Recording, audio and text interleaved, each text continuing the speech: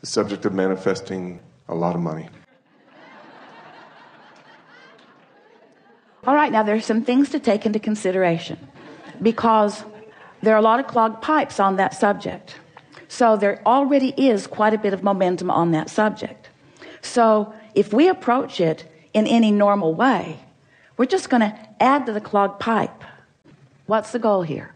To find the first pure thought about abundance. A pure thought about abundance. So just reach for a pure thought about abundance, which means try not to have it have any relationship to you. If you're not feeling abundant, then it'd be good to leave you out of the equation for just a little bit.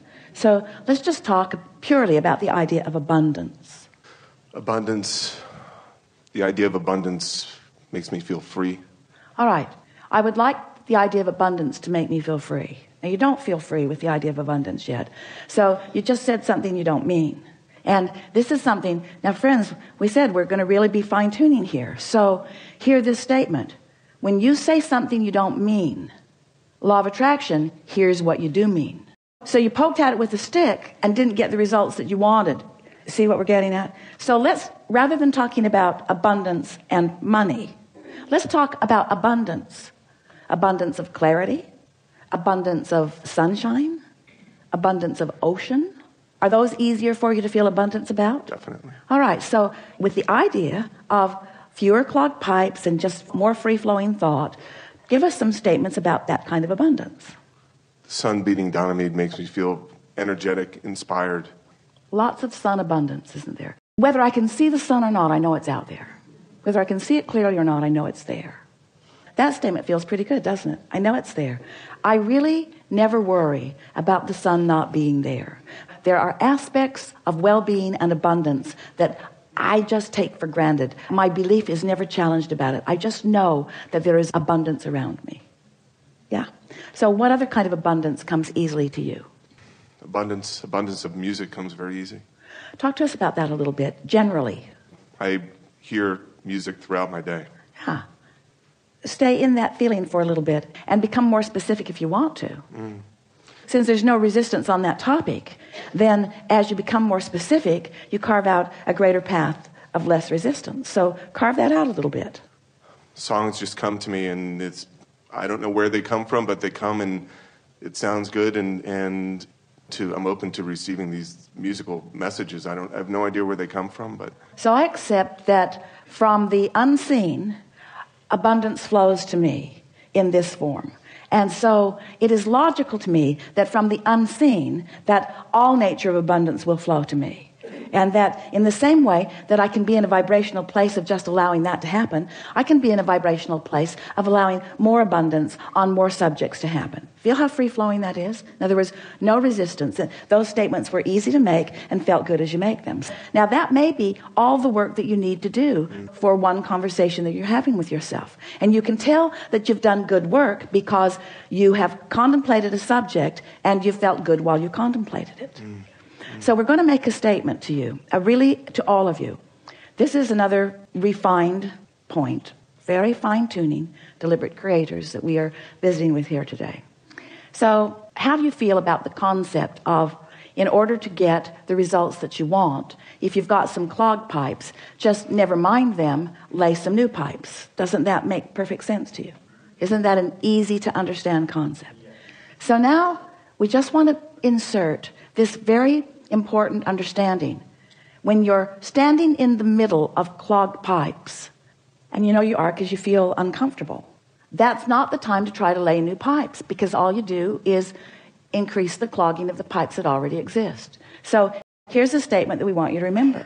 We want you to somehow, some way, and we'll talk more about that as we're moving forward, somehow, some way, get on this high-flying disc. Usually happens first thing in the morning, before things have come to thwart it. Sometimes you don't make it to breakfast. But first thing in the morning is when you're most likely to feel it. And the more you reach for it, the more you care about it, the more you milk it when you are there, the more you will own it, the easier it will be, the more the momentum will be there, the more often you'll be there, the easier it'll be to be there. So let's say you're there, and it doesn't matter if you even know how you got there. So here's the statement. We've been teasing you about it. It's time to deliver it to you. Do all of your laying of new pipes from your high-flying disc. All of them from your high-flying disc. This is the way that you find clarity. This is the way you find abundance. You wait until you're in that feeling of high-flying abundance, and then you can approach the subject that's a little more troubling if you want to, understanding that it's risky, but it's only 16 seconds of risky, right? Because there is a momentum that is happening, that there's not any action that you're going to be able to offer that's going to make any difference. You understand that? So what we're saying to you is, don't struggle, don't fret, don't effort, just crash and burn. It's all right. Because tomorrow you can get up and get on the high-flying disc. Tomorrow you can get up and get on the high-flying disc. Tomorrow you can get up and get on the high-flying disc. Tomorrow you can get up and get on the high-flying disc. We're talking about your conscious awareness that you are vibrational beings. Yes? We're talking about your awareness that you can choose the vibration of your being in this moment, but that it takes a little practice. Yes? And some subjects have enough momentum going that it's going to take getting up tomorrow and getting up tomorrow and getting up tomorrow and getting up tomorrow. This could take a while. Getting up tomorrow and getting up tomorrow and getting up tomorrow.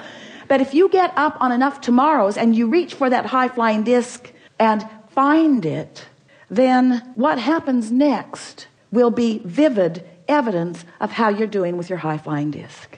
We so want you to understand that in this day, evidence of what disc you're on is going to be all around you. You pick the disc and you'll rendezvous with others who have picked the disc, you see. And sometimes if you don't realize that you're on it till you're on it, there's enough momentum going that it's hard to get off of it. But that's the work. So here's the rule of thumb that we would follow if we were standing in your physical shoes. The better we feel, the more we would milk it. The worse we feel, the more we would try to ignore it. That's what Jesus meant when he said, turn the other cheek. Choose your vibration and give it your undivided attention if it feels good. And give it as little attention as you can if it doesn't feel good. So it's a new, even better application of this clogged pipe analogy. What paths of least resistance are you carving open every day? I hate that guy. I've always hated that guy. That guy is such a pain. The guy dogs me. I think he stalks me. He's everywhere I go. I don't like that guy. That person at work is everywhere I go, always in my face. Who's keeping the pipes open? That's what we want to ask you. You are. You're always the one who's keeping the pipes open. So if you look around any environment, whether it's the environment of your memory, whether it's the environment of your work, whether it's the environment of your family, whether it's the environment of the people that you are moving through the freeways with, whatever environment that you're moving around in, you are the one who's keeping the pathways open. You're the one that gets to decide.